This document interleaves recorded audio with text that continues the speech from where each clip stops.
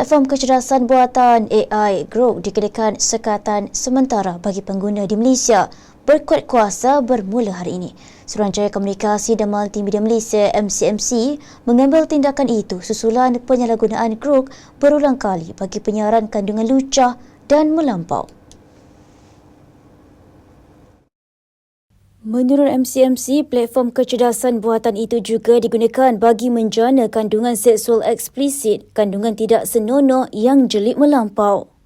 Ia turut menjana imej manipulasi tanpa persetujuan termasuk kandungan yang membabitkan wanita dan kanak-kanak walaupun libat urus kawal selia dikeluarkan kepada Xcorp dan XAI LLC.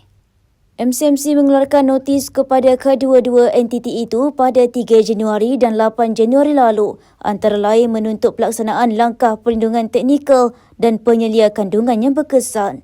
Ia bagi mencegah kandungan janaan AI yang mungkin melanggar Undang-Undang Malaysia termasuk Seksyen 233 Akta Komunikasi dan Multimedia 1998.